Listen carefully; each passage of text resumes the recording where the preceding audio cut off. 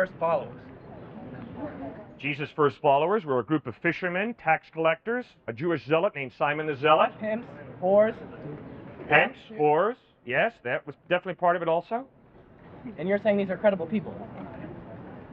Yes, I certainly am. That's ridiculous. Oh, really? How could you say You don't trust fishermen, carpenters? you don't trust pimps? You trust pimps. You trust whores. I've worked among pimps and prostitutes. And there's some people that are pimps and prostitutes that I have learned to trust because the evidence is they're reliable. Do you think every student at UT Austin is reliable? That's of course not. Good. So how do you determine reliability? Evidence. Thank you. Evidence. So, when I meet a person, I don't cross them off as, oh, gee, you're a pimp or you're a prostitute, therefore you're unreliable. No, I get to know an individual as an individual, and then, based on evidence of reliability, I trust them. Based on evidence that they're not reliable, I don't trust them.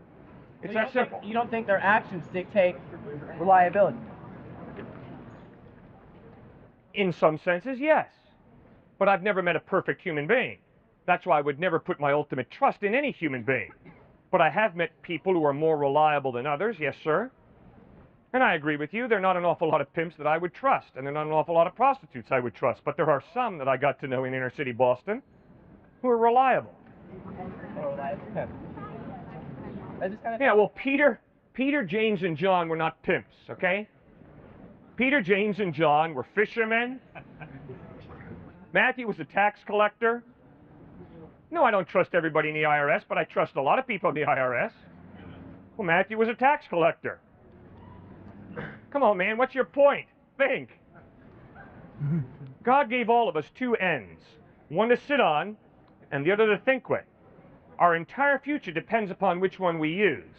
Heads you win, tails you lose. Think.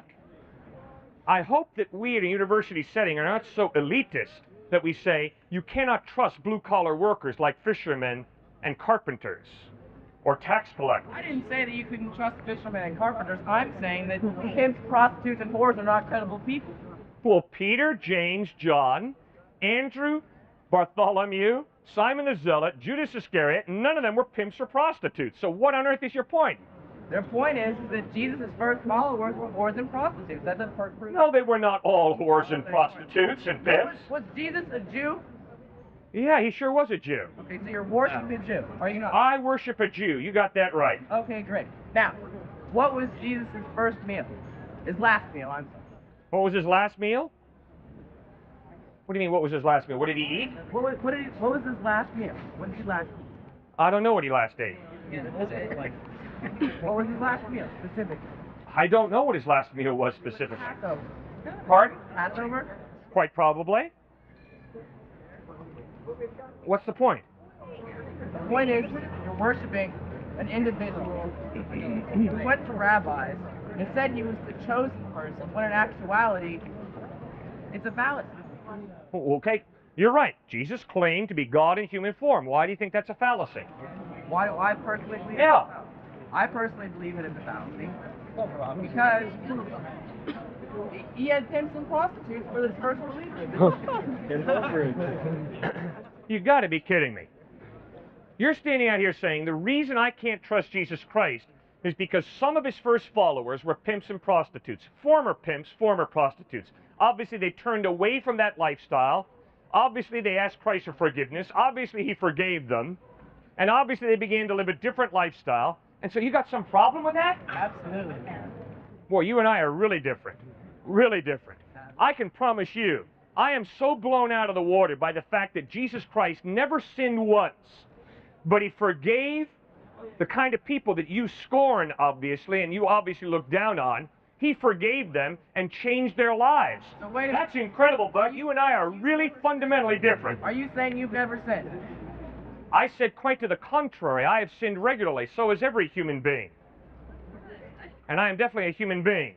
But I can promise you, Jesus Christ never sinned once, and the fact that he was that pure and yet could deal with prostitutes and pimps and communicate the grace and forgiveness of God to them is absolutely mind-boggling. And I find it incredible that that would turn you off.